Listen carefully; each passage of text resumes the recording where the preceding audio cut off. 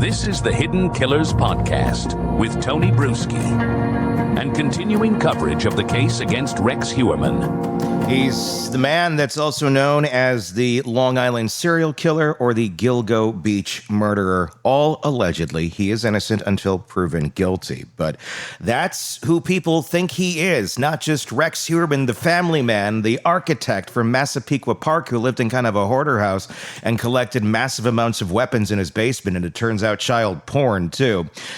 He, as many think, is the killer. His hair and his wife's hair and his daughter's hair found on the burlap sacks of several of the victims. The family not implicated at all. In fact, they've been pretty much cleared. We're going to go through some audio, some interview, and some video that they recently gave on a new Peacock documentary about the Gilgo Beach Killer. And hear what was going on behind the scenes in that house with Asa Ellerup and her children. Here to help us break down the behavior end of this, because it's a weird thing to watch, I'll tell you that much. Robin Dreeke, retired FBI special agent, chief of the Counterintelligence Behavioral Analysis Program. Before we get into the clips, Robin, I know you just had a chance to break this down and go through it yesterday. After watching just overall 10,000-foot view, what was your reaction? What a strange person I am. I loved it. Yeah. That's what made and here's why, many, like most of the cases we cover, Tony, we don't get a closer up view of the individuals involved. We have to rely on media. We have to rely on really short clips or documents or things like that to kind of assess, the human beings involved here. And as my role inside the FBI was not to diagnose anyone with any kind of mental illness or anything like that, is really to do a deep dive to understand their patterns of life, to predict behavior and identify potential areas to identify data and evidence for testimony and all these other things. And so that's what this was really good for. Instead of just seeing pictures of Asa and Rex and the daughter Victoria, you actually got to hear them, hear the voices, so you can see congruency between nonverbals and verbals when she's speaking. And so, and then all these other things that I had questions about vacations and how long it took. And all these things got really answered for me by looking and observing her and how she viewed Rex, how this relationship started, that whole arc of them as a couple, which we still don't know a lot about what's happening behind closed doors.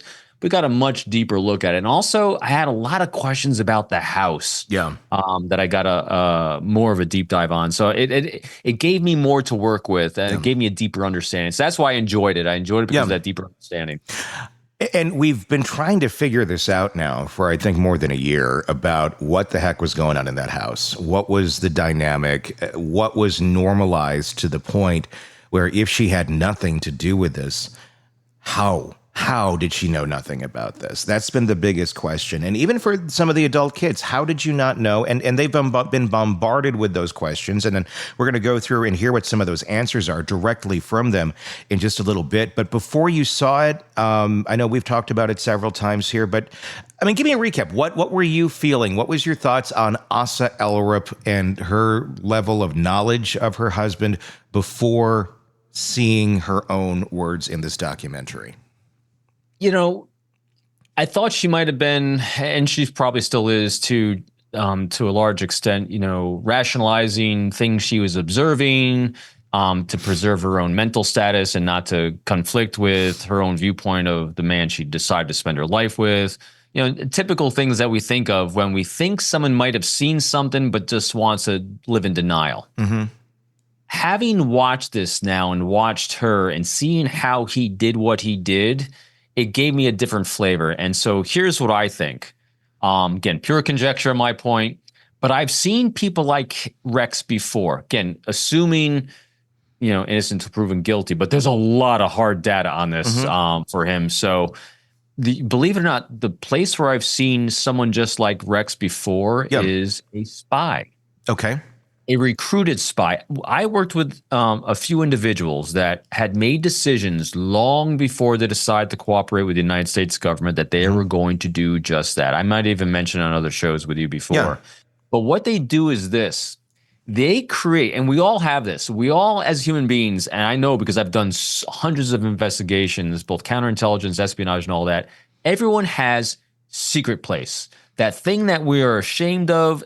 Some people have really, really small that they don't want to share with people that, I kind of did this thing a couple years ago. I don't really want to share, or I have this habit I'm really not proud of, whatever it is. We all have it to varying degrees. And so everyone's got secret place. And so a typical spy that knows years and years in advance will create a secret place. They'll create a pattern of behavior that it can hide inside normal. What I mean by that is this. We had one individual decided decades ago that he didn't want his family to grow up under Putin's oligarchy horrible regime. And so what he did was to hide in plain sight. He carved out periods of time every weekend that to everyone outside the family, he would always go shopping with his family, And he did his multiple tours overseas. He established a pattern of behavior of he would do this certain thing every Saturday with his wife and his children. And so the day he decided that he wants to now cooperate with the United States government, he needs to meet with the United States government. And how to best do that is to hide in plain sight. Instead of going shopping with his family at that point, he was now going to meet with us. And so everyone else on the outside of that world, he was just doing what he did every single day. Yeah. And so he was able to hide in plain sight. So Rex then, because when we're looking at that pattern of behavior, he is carving out time by saying, I'm working all these long hours. My family's going on vacation. He carved a persona for himself of what normal looked like of overworking. And so when I'm watching this and I'm listening to this, I says, if someone's working that hard as an architect inside New York City, what's his income level? He's got to have a lot of money. And you look at the average income level, and again, they don't have details on him, but the average income level for someone of his tenure and time in New York that I did a search on is roughly $150,000 to $160,000. Not a huge amount of money if you're going to do that in New York. And so that's odd, but he's making money. His wife is also a nurse, and she's making money. Where's all the money going if he's supposedly working so hard? So again, I'm seeing these incongruencies of behaviors. I'm seeing this carved out time that people will do when they're doing nefarious things. They will carve out time to stand in normal. And here's the key, though, that allowed it to hide in plain sight, that shifted after watching the show and watching Asa. I believe he chose her. I don't think it was a conscious thing, but I think there's an attraction there because he had this dark side of him he didn't want to be seen, and the only way to hide it was to couple with someone who lacked curiosity. Yeah. When he gave her a line of, I'm working too hard, I'm working long hours, I can't go on vacation because I'm working on these projects. These projects can only come about during summertime. She took it at face value throughout their entire lives together. And so she lacked curiosity. And then superimpose that on Victoria and the other son, the stepson, when the mother has a pattern behavior of no curiosity, and it's just assumed that this is what's going on because the mother believes it, the children will too. And so he was able to carve out these blocks of time and be opportunistic with that private time, that secret place, and hide in that plain sight. Choosing a parent's home to purchase. Well, he had started committing murders prior to purchasing the home. And so he is able to then control the environment. It looks like that she was actually the one that planned the vacations and everything. But what better way to empower someone with choice and allow them to feel a sense of control than to nudge them and say, hey, it looks like you're getting overworked. Why don't you plan a vacation? Then she feels like she's in control, and she came up with the idea. So and again, pure conjecture, my thought pattern is the fact that he was able to placate himself through a lot of firearm shooting, get that emotional rush, stalked as it looks like the evidence showing, stalked his victims and maybe even solicited these prostitutes until the point where he is able to nudge his family to get away on vacation so he could actually take it to that next level. But I think the real key that saved her and her knowledge, not necessarily plausible deniability or trying to rationalize what she saw. She just wasn't curious about anything that was going on. True. That curiosity is what kept that segregated in her mind, I think. And I wonder about that curiosity, I wonder if that's how she always was, or if that's something that was kind of groomed into her through Rex of we don't ask questions about Rex's, little secret places. It would seem very normalized to them that Rex just had this place that nobody's allowed to go into in their own home. I didn't get the sense of anything except adoration from her. When she used that word, he's my hero. He came to save us. When he first took them in, when she went through that divorce and the husband left, and he saved them from her perspective. And from that point on, and hey, there's a physical attraction there. She thought he was very handsome. And, when you look at the word she was using to describe Rex and her nonverbal behavior, again, I don't dissect people's nonverbals with eyebrow flash and elevate. I'm just looking for congruence. Was there congruence with the tempo here and congruence with the nonverbals here? I'm seeing nothing but congruence. So she emotionally very much felt the things she was saying about Rex. Very attracted to him, emotionally feeling like he saved him.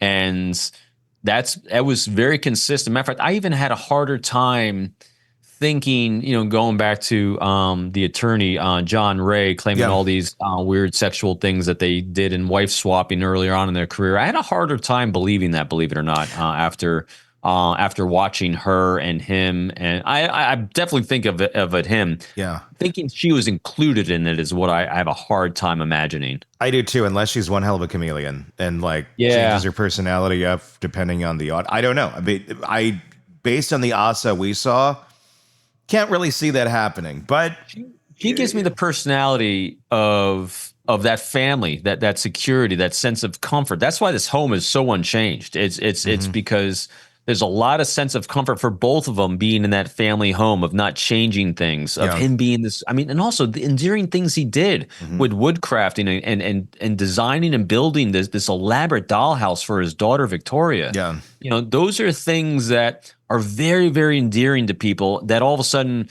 I can't imagine behaviorally if all of a sudden he says, hey, let's have this weird sexual encounter and do some wife swap. And she'd be like, yeehaw, family man. Because he kept calling him a good family man. I mean, again, you see, I don't get the sense from her, because again, limited. It was 3 episodes of the special, but I don't get the sense she had secret place. Yeah. I didn't see gaps of time where she's unobserved, claiming to be doing something for work or claiming to be traveling without the kids. I mean, she is very, very kid oriented. She's not looking for time for herself. At least again, from the impression I got. So that's what I took out of that entire special. Yeah, I got a lot of questions, and including some about that secret place. But let's watch some of the clips, and we'll kind of get into some of those, because we're going to see the secret place. We're going to see all sorts of interesting things about what went on. Shit but there, boy. Let's start out at the beginning. This is how she met Rex, because it kind of sets the scene for everything that goes on afterwards. This again is from the documentary special. I moved here in with Rex in November of 1995. No, that's my favorite. I met Rex when I was 18 years old. He was going to college. I was working at 7-Eleven.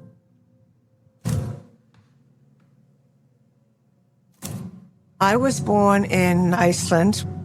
My younger brother was adopted to an Icelandic family, and I was adopted to America. But because of that, I traveled a lot to Iceland with my family. And Rex, he traveled a lot. He went on archaeological digs.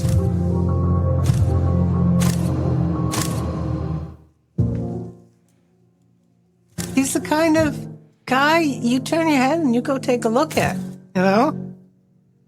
He was tall, handsome, debonair young man. I love tall, dark, and handsome. That's me. And at that time, I was madly in love with the man. There's no doubt about that. But then I met my first husband and got married. But things did not go well at all. After my son Christopher was born, my ex-husband became somebody completely different. I was in the process of getting a divorce. Christopher's father, he wasn't very nice about it. He said to me, there's no way in the world he was going to be okay with me being happy with somebody else. Rex was the kind of person that you could call, even if you just wanted to talk, and that's it. We were friends. Everybody needs a friend. So Rex came with me one time to go pick up my son. Rex was standing there, and he heard what he said. Rex then says, okay, I'm not worried. Let's get a lawyer. Let's take him to court. And then he paid for the lawyer to take him to court. So fast forward, I got my divorce. There was no reason to hold back. You know what I mean? So Rex said to me, I've got a nice house. I mean, it's not big, not elaborate. How about you come and see if you'd like to stay there? I'm like, yes, I would love to. And then I found out I was pregnant with Rex's baby. And he said to me, well, how do you feel about marrying me? And I said, yes. There's a picture of me, and I'm looking up going, I finally got him. He's mine.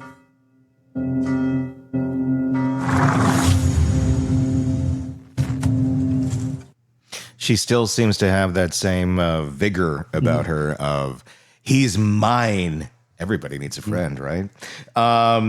Lot to unpack there. I'm just going to go with you. What stood out to you? Watching it again that time, there's one statement she said. There's a lot of statements in there. Yeah. You can obviously see. I mean, if you didn't know what you know now about him, you're like, wow, what a great guy.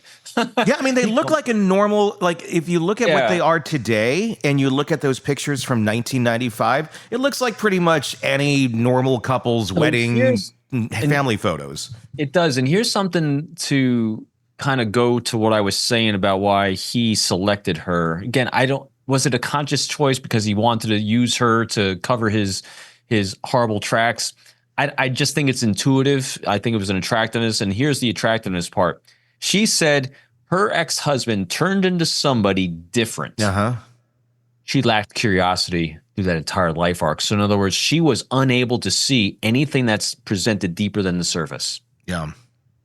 I don't like using that word gullible because it kind of I don't like demeaning anyone or like victim blaming in this, but she doesn't have a deeper curiosity to understand why people have the actions they have.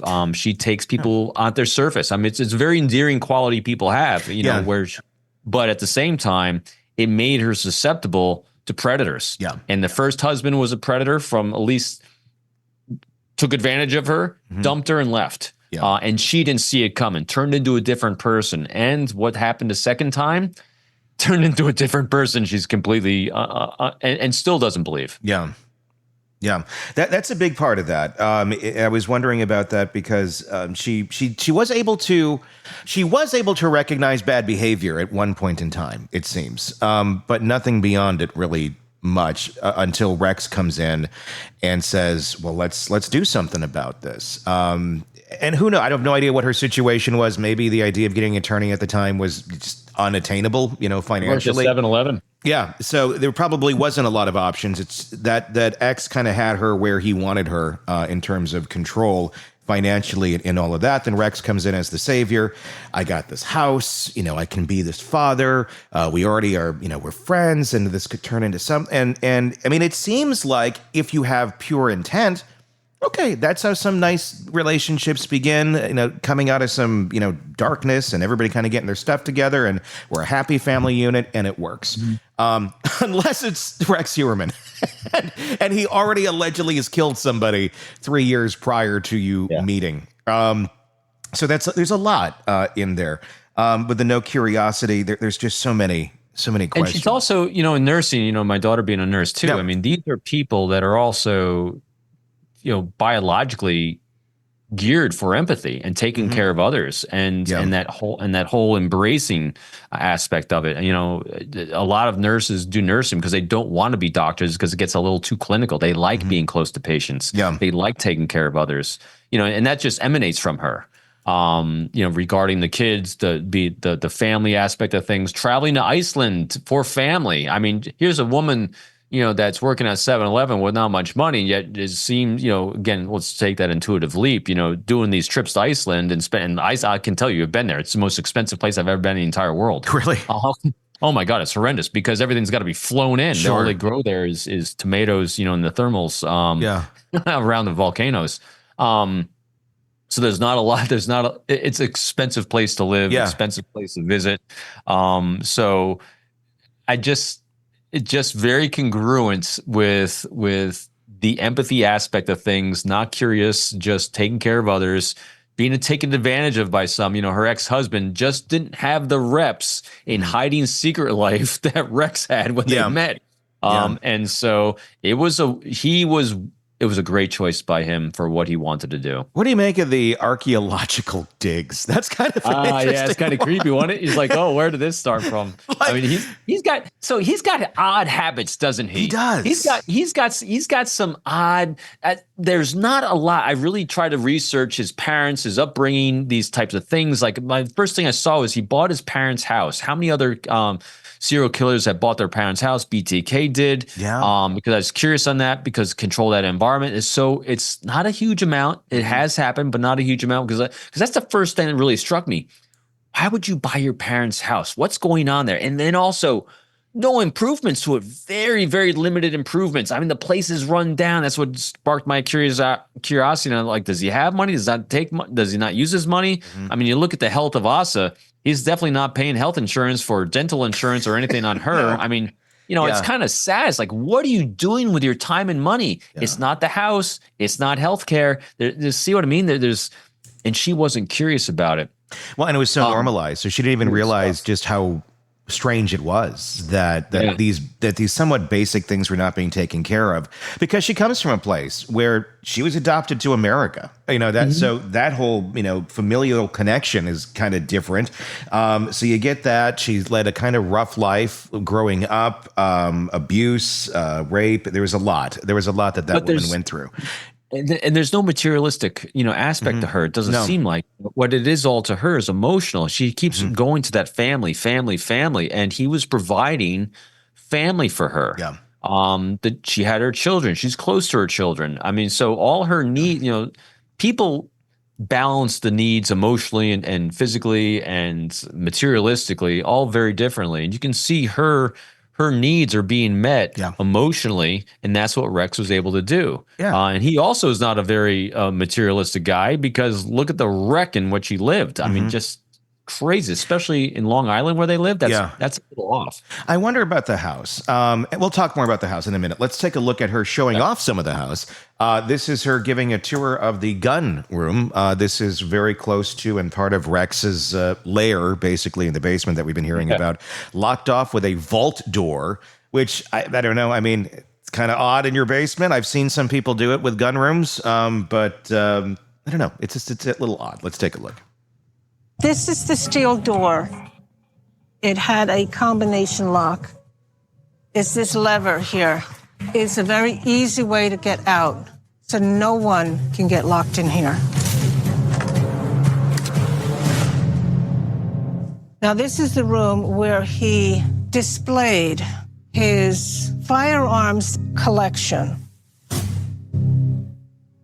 So the famous gun room, when I sat there, I recall vividly that he said, in 30 years, you're the fourth person to ever be in this room. And I was like, wow. And that's when he showed me his collection. So he started collecting rifles and all kinds of guns early on when he was 18. And it was an amazing collection. There's nothing in this case that suggests that those guns were utilized in the commission of any crime. A walk-in gun vault, that's one thing. But a secret room? I was like, oh my God.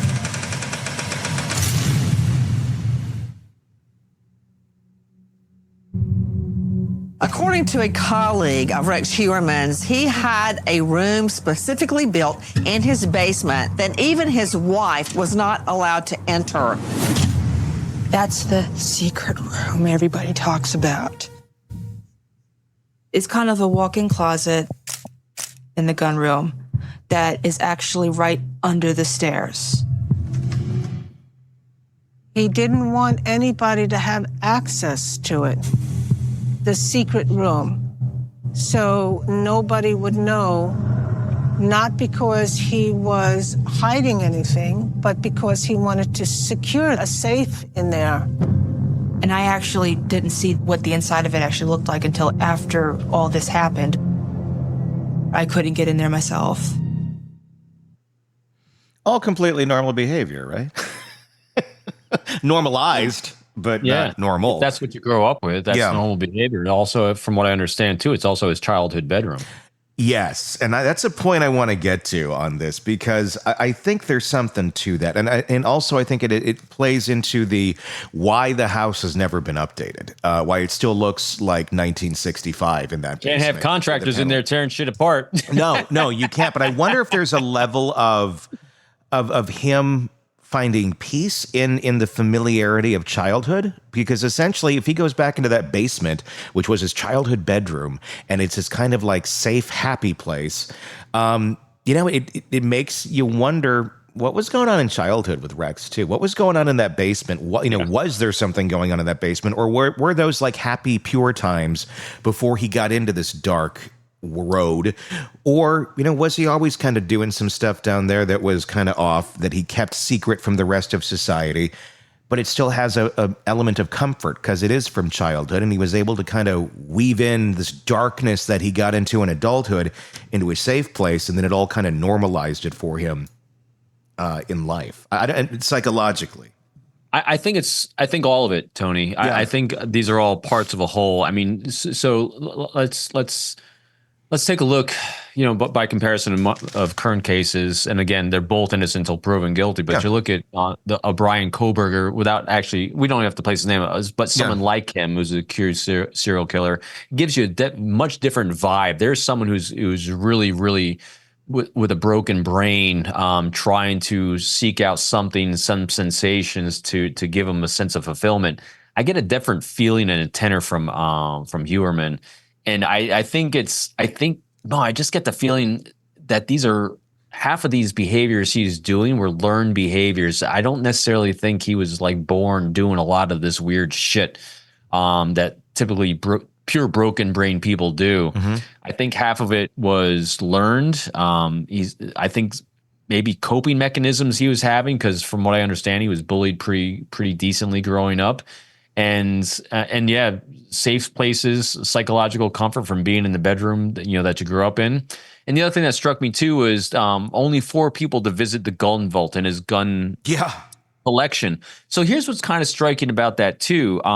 Years ago, there's a good book that was put out. I can't remember the author's name, but the book is called Snoop. Mm-hmm. And what Snoop talks about is what our stuff says about us. In other words, things we have on display. Like, for example, behind me here, I have my books. I got my retired FBI creds. I have pictures of my kids. These things I have displayed for you, the world. I got my Marine Corps emblem here. I mean, they mean things to me, but these are things I project out to the world because they're what I want you to see as part of who I am to make a whole. And now here's the interesting thing. What he said was only 4 people have seen this gun vault. In other words, he didn't have this collection for his persona he's projecting to the world. This was his enjoyment for himself. Mm-hmm. That's a lot different than what people generally typically put out there. So he got his self-enjoyment from that gun collection. So that whole room and that whole complex, and small downstairs, I call it complex, but that whole small secret place downstairs was purely for his psychological comfort. No one else's. That was his secret place to feel good about himself. I want to read that book. Sam Gosling, by the way, is the author. Yeah, Sam Gosling, that's it. Yep. Of Snoop. That looks really interesting because I have all sorts of stuff around here. You can't see it on camera. But yeah, I mean, I'd be really curious to learn about that. I have all sorts of I have a lot of childhood stuff over here on the wall. I have in my childhood, I was working in radio. I have mic flags. I have all sorts of radio stuff. I have Ghostbuster stuff. I have things that my grandfather gave me. I have a bowling a Jim Beam bowling pin where the top comes off, and I remember him showing that to me as a child. Like, oh, this is so neat, a bowling pin. And it's actually when he was all part of the arc, Tony. That's why, one of the questions I asked you, together, working together, for everyone else listening, is like, hey, what was that inspiration all those years ago that helped Tony be who he is today? Yeah. And that's all these things that we hold on to are part of that arc. The stuff tells a lot. Yeah. It does. Yeah. And then it's not just it tells a lot, but it tells us what we want others to see too. So what you'll see in Gosling's book is that you look at like if you go to someone's office, or like this is my home office, where are the angles? Are they angled for me? Or are they angled for you? And that tells you what someone's trying to project, or is it something they're using for themselves? And so it's really, again, there's no right or wrong here. Yeah. It's just assessing part of understanding everyone. So all these things that Rex had was not about other people consuming what he had. It was all purely for him. Because this was not a show house. He didn't have what appears a show job. Yeah. Dollhouse, that dollhouse to me is really striking, because he's a gifted craftsman, a woodworker. He had habits and collections that I saw as really pretty different from what we've seen from others. So because again, one of the things I was also looking at is, how was he able to placate himself in between kills, in between murders that he was using for his own gratification? I think that's why he had such extreme, what might, at least to me, seem more extreme collections and extreme hobbies, because he really needed that level in order to do that. The soliciting prostitutes, that's an extreme behavior. Stalking prostitutes, extreme behavior.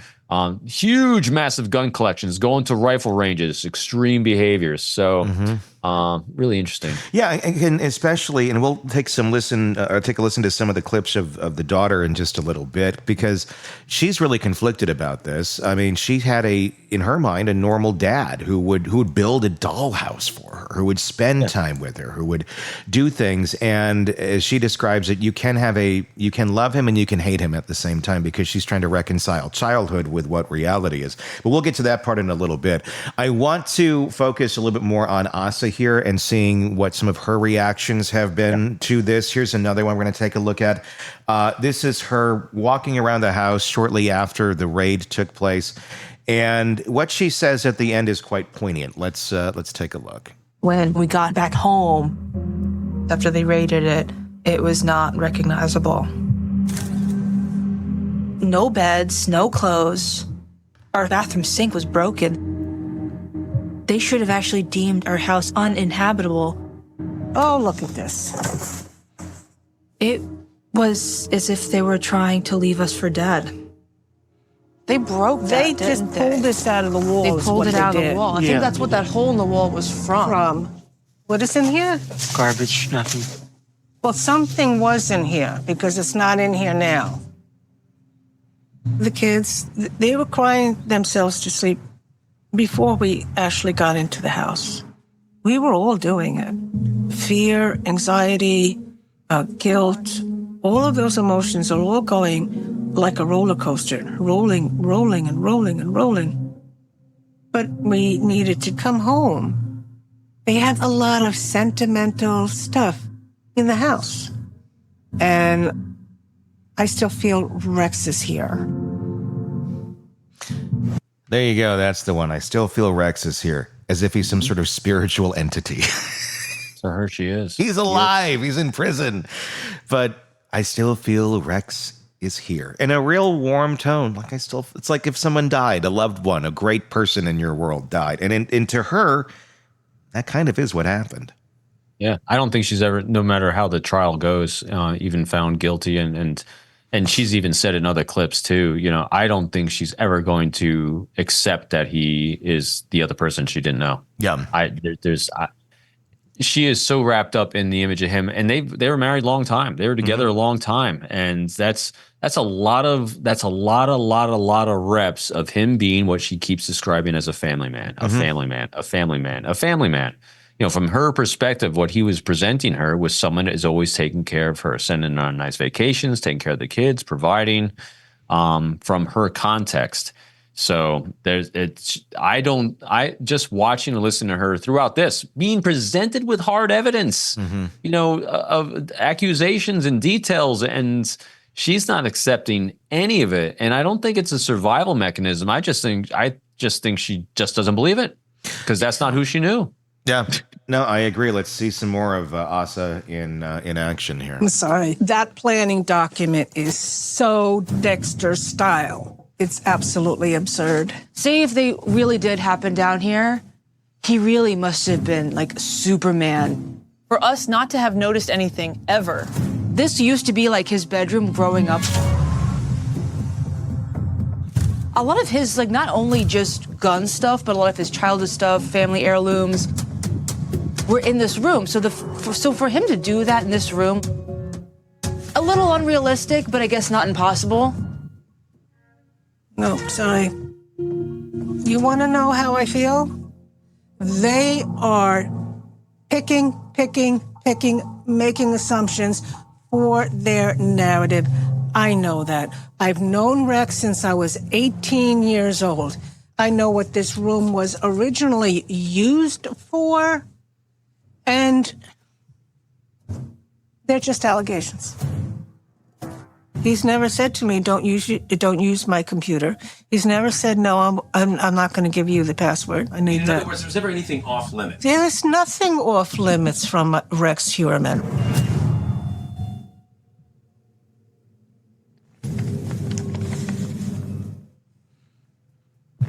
There's nothing off limits from Rex Heuermann. So, you can't go in part of your house. Tony, that was the key. When I saw her make that statement, you know why there's nothing off limits?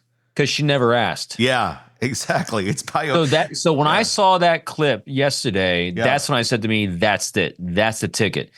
He didn't have to say anything's off limits because she never asked. Yeah. She was not curious at all. So when you can see all these aspects of his life that he actually segregated out and compartmentalized away from his daughter and his wife and his stepson, they weren't curious. And it's not because it was by intentionally, I don't want to know what's going on. He didn't arouse suspicion. Mm-hmm. And boy, suspicion is an interesting thing. Suspicion is when we have incongruencies in our words and our actions. His words and actions throughout his kids' entire lives, because they grew up with it. And since his wife normalized it from the beginning of their relationship, it's just the way it was. Yeah. Again, that they were all groomed into what his normal behavior was, and he was satisfying the family man persona. That's all she wanted. It's all she wanted in life was a family man. And so that's what he provided.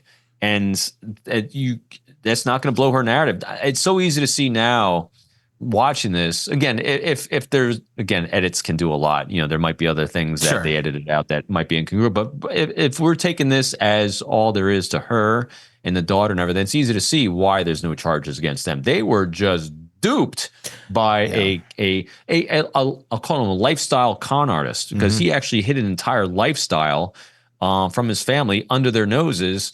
And it didn't take a lot. It just took a family not being curious. Yeah, when you've been groomed not to ask questions, and you're not even thinking that you're omitting something, that you're not asking questions, you just don't do it because it's not something you would do because you already trust. That's how people like this get away with shit. It's so shocking to see it. 'Cause it's like, how? But if you look at it and go, okay, I get it.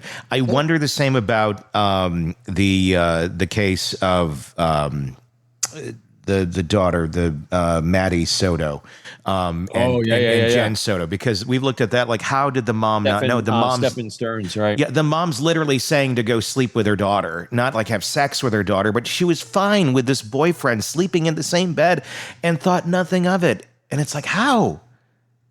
It's like this. I think it's a similar type story of how her mind worked, and she had previous trauma, and this guy kind of swooped in as the guy that was going to save the day.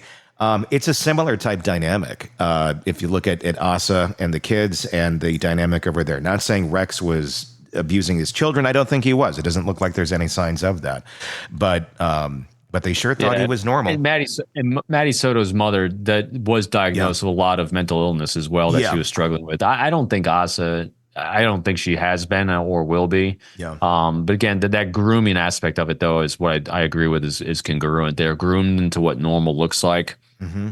But also, and so actually, just if you want to draw a parallel here, Maddie Soto's mother sided with her boyfriend over Maddie, her daughter. Yes. And everything. That would be interesting. Asa obviously is not, I'd be, if it'll be interesting what it does to the family dynamic, because the daughter is on the fence and thinks her dad did it. It'll be interesting to see what it does to the family dynamic there, because she's not going to go against Rex. Let's take a look at that because I think the daughter is dealing with some of that right now.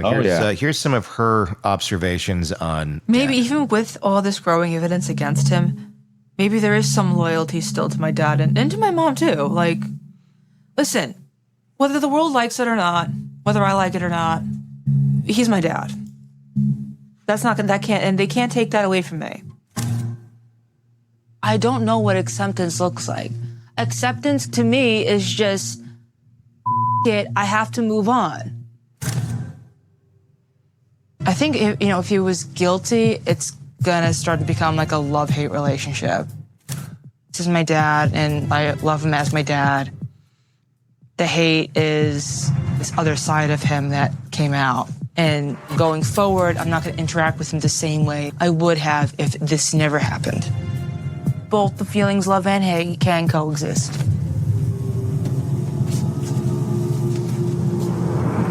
She seems to have the best grip on this of all of the family members. I mean, she's got a whole life to live ahead of her. I mean, she's young. Mom is not. Let me ask you this in terms of people accepting the reality on reality's terms of what's going on around them with family members or somebody close to them. I wonder if there is a stat. Is it more typical to see younger people accept the reality of what's going on so they can move on with their lives versus someone who's Asa's age, who, she's lived her life for the most part. She's near retirement age by now.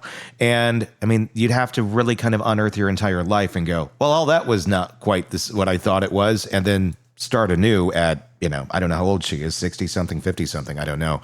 But I wonder how much of that plays a role in terms of being able to accept and absorb and move forward with reality. So I don't know the stats on it off the top of my head. What my thoughts on it are this, is that Asa made a choice, Victoria didn't. Mm-hmm. And so to be anti your choices would invalidate your choices throughout, from the age of 18 till I think she's in her late 50s right now. As I think Rex is 57, 58, something like that. And they're roughly the same age. Mm-hmm.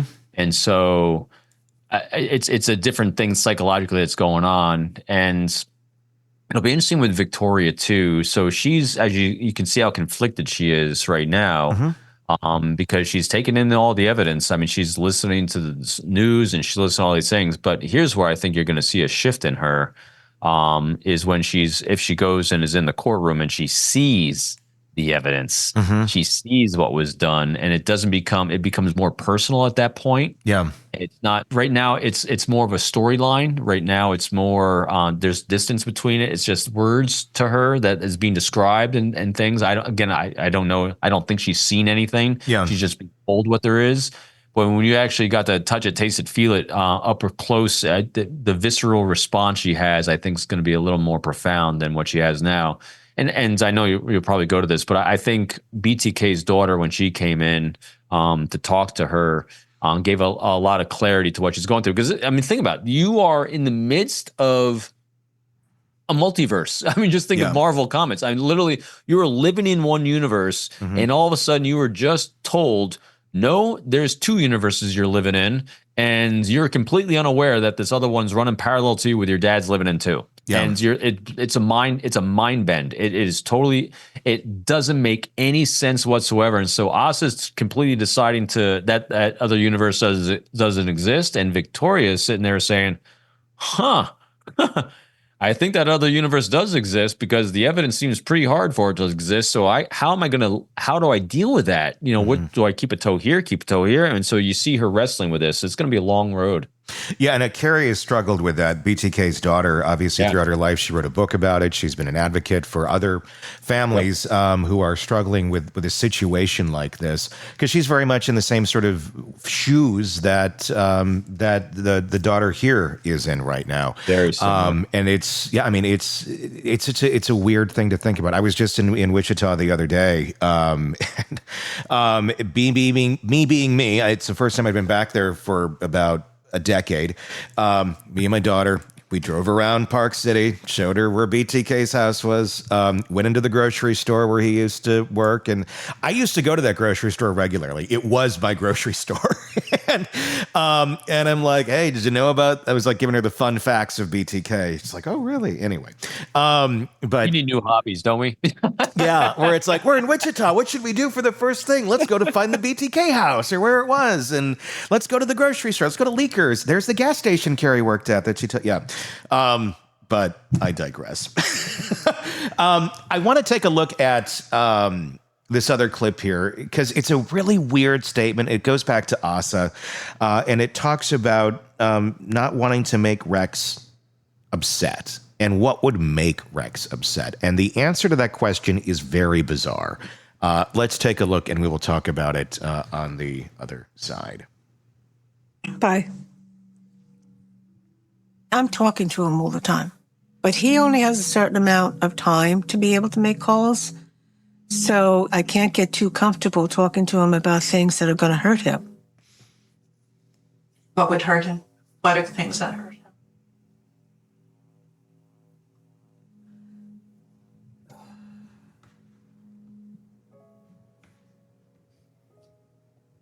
him?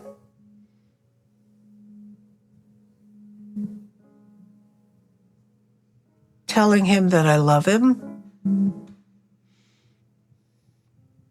that will hurt him. The two of us were married for 27 years. We were 100% part of each other's lives.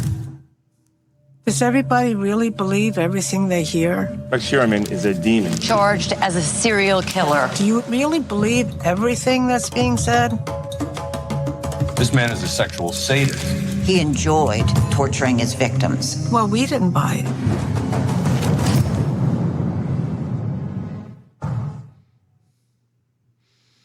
Telling him that I loved him, that would make him upset. What does that mean? So here's my conjecture. Yeah. I think there's a decent probability that she's placing the empathy that she has on him, that he has, that he's just like her, that she sees him as a great family man. And I think that she thinks he sees himself as a good family man, and that because it would hurt her, kind of like, so let's take a look at the Delphi murders, Richard Allen real quick. Richard Allen was devastated by what this was doing to his wife and his family, being accused of murdering these girls. Yeah. And I think that she thinks that since it would hurt her to hear, that he loves her if she's going to jail. I think it's the pain of the relationship, the pain of being emotionally separated is what would hurt her, was being emotionally separated from the family man. And so I think she's then reversing and putting on him that he wouldn't want to hear how much she loves him because it'll hurt him even more that they're separated. I think that was the really intent there. What was interesting also was you see how long of a pause she had too with the blocking of the eyes closed, because she's really trying. I don't think she understands what would hurt Rex. I think what she was thinking of was what would hurt her to hear. Yeah. And then place that on him, because it would hurt her to hear him say how much he loves her, because it would just remind her that they're separated and might not ever see each other again. Yeah. So again, I think it was her superimposing what she would feel on him. That makes sense. Here's another clip of Asa talking about This is going to be the first time that I'm going to go to court and see Rex. Of course, I'm anxious. Everybody's going to be staring at me. That should do it. All of these girls that were found on Gilgo Beach, they were girls. They were somebody's daughter. They were somebody's sister. Nobody deserves what they got.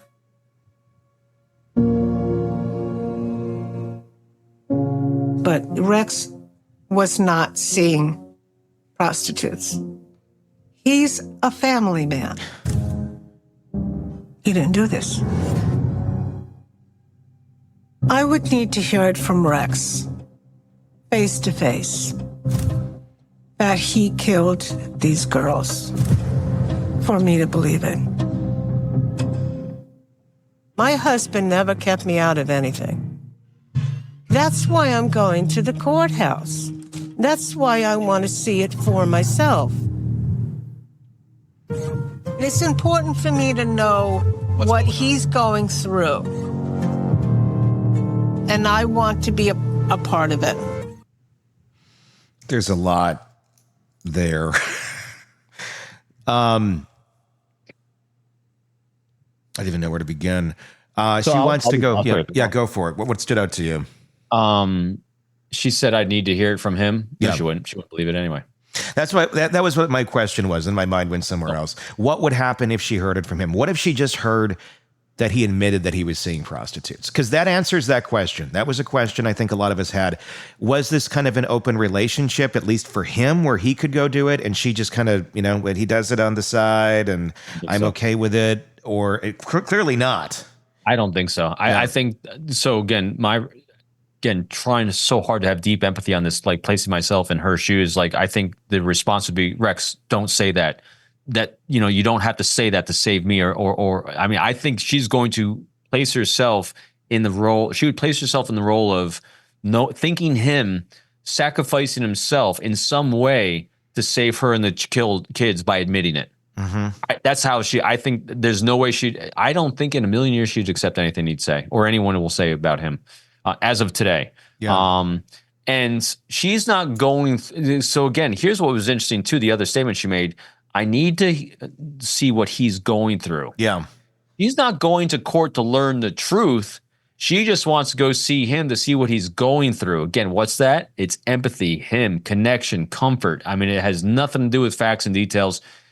To her, there again, from her own words, from her own behaviors, I don't think there's a fact or detail anyone could present, including Rex, that would say he did this. And anything he says is to protect her and the family because he's a family man. I mean, so you see how she's capsulated that one statement, he's a family man. It's going to rationalize every single behavior that's incongruent with what her image of him is. Yeah, I agree. I want to see, I don't know if we played The allegation is that when you married Rex, he'd already committed a homicide. Had you had any knowledge of that, you wouldn't have married this man and then chose to have children with him, correct? No, there's no abnormal behavior that I ever actually noticed. And if there was any knowledge at all, some unusual behavior in that man, I would have walked out the door. You wouldn't have brought your young son to live in an environment like that? No. That's an odd one. That's the one I've been trying to, I don't know which one that was. Her body language in there is really interesting, where she's when she's asking or answering that question of there was no abnormal behavior there. She just kind of goes on that list there, but she's not looking up at the camera. She's not looking at the guy. She's down. And then all of a sudden, her head pops up. I wouldn't have done. It reminds me of a Karen Reed clip where she what kind of a mad woman would I be? Or what kind of a killer would I be if I did that with the crazy eyes? It was that where it's like, I'm going to look down and then that to address what everybody else is saying is reality. What was your take? Yeah, she didn't know what to say, blocking, from having to face it. And then she thought she came up with a great statement to counter it. Yeah. I think she got excited the fact that she came up with something to say that was perfect. Yeah, yeah. Because I mean, she's trying to say I'm very smart. I can read people well, and I wouldn't have made that choice for my kids. Yeah, and that was her expressing. I think she got excited by the fact that she came up with a gotcha. Kind of. Yeah. Yeah, I wouldn't have done that. He's not that guy. God, look, I'm smart. I would never bring my kids in that thing because again, if you approach everything you hear from her with that underlying understanding of she was never curious, it answers every question. No, it really does. Here's how and so why did you bring your kids in this environment? Because you didn't ask the questions. What are you doing with your time? Why are you buying your parents' house? Why do you have a secret room? I mean, or why do you have a room that I can't go see? Why do you have this massive gun collection? What do you get at? Not that you have the gun collection. It's like a simple question is like, what enjoyment do you have from the gun collection? Yeah. What enjoyment do you have by having your family house? What enjoyment do you have by not doing renovations or improvements? What enjoyment do you have? I mean, so again, always asking a what question to understand the person you've been married to for your entire life, since 18 years old. You've been together, but that lack of curiosity allowed him to feel safe. That's why it's such a collaborative relationship. Yeah. They both felt very safe with each other. Yeah.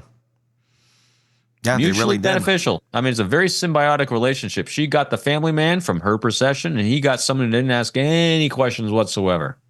Yeah, and it was just all it was like a perfect storm, I think, for really her to be able to. Which then to bring, if you getting off of the human side of this, which brings in of how this is falling apart for him.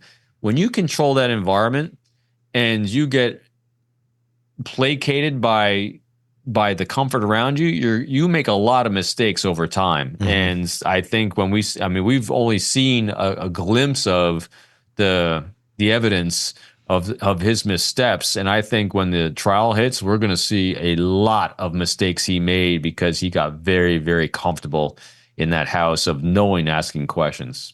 Yeah, I mean, and that's a spooky thing too about nobody asking questions is the fact that some of the bodies literally had Asa's hair on them, had the daughter's hair on them as DNA. I mean, if that's not, I mean, I don't know what's going through her mind, going through Asa's mind, other than, is this just some big setup? They're framing my husband. I mean, she doesn't say those sort of things in this documentary at all, but you'd imagine there has to be something going through her mind of, well, what is the real reason? If it's not him, how did this happen? How did they find this stuff? How did this all work out? Is it all a setup? I mean, that's an easy one just to jump to if you don't have any explanations and you feel you don't need to come up with any. You just tell yourself that. But you're actually being curious that she's not. Then she may not even be wondering at all. It's just that's not it. Yeah. She's not wondering who did it. She just knows it's not him. That's all she's focused on. The family man doesn't do that. Yeah. I don't know who did it because it's all set up because Rex is not that guy. I mean, it's just, it keeps circling back to the simple thing. She's not curious. She's not asking questions and she doesn't, it's not that she doesn't even want to know. Because not wanting to know means you are even entertaining the thought. Mm-hmm. I don't think she's entertaining that thought whatsoever. It's just not cogniting for her. It's impossible in her mind, in her universe. Him doing this is completely impossible. And there's not one thing anyone can say, including him, that can change her mind.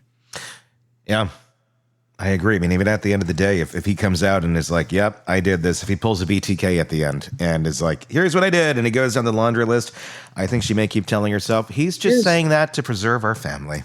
Yeah. The one other area I was curious about, because he's been doing this supposedly for such a long time. Mm-hmm. I looked up the number of typical victims serial killers have, and it still ranges between 7 to 8 murders that they commit is on the average for a serial killer. Yeah. I mean, there's outliers on that, but for the number of years he's been doing this,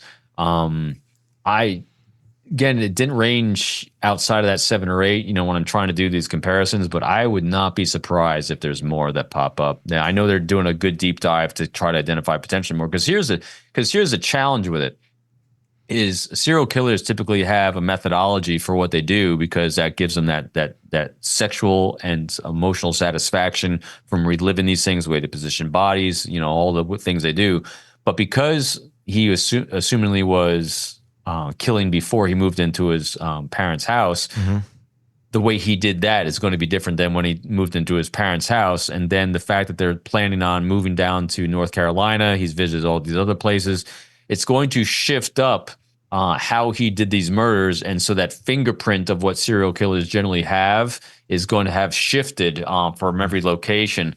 So I just don't get the sense from him that his gratification was coming, I think, in a different way than other serial killers, because serial killers are positioned the bodies, they'll angle some of the bodies to face them, even though they're not physically there because they can think about it, they can imagine it. And I actually looked up, as I remember last week we were talking about this, him creating these detailed lists and checklists of things to do. Originally, I was thinking he did that so he could actually look at that to get that same satisfaction, but apparently he deleted those and destroyed those. Well, he thought he did. So that wasn't it. So I keep thinking about where is he getting that satisfaction? How is he getting this need constantly met over a period of time? So I think there's a lot more we're going to see and be revealed here. Yeah, I think we're at the we're at the very tip of the iceberg on this case. Yeah, a lot of big secret place there. There's a lot coming soon from Rex, and it'll be interesting to see how they handle all of this and their profile in the next couple of years. Craving non-stop true crime updates? Press subscribe now and get the latest cases, analysis, and expert commentary delivered straight to your feed. Only from the Hidden Killers podcast and True Crime Today.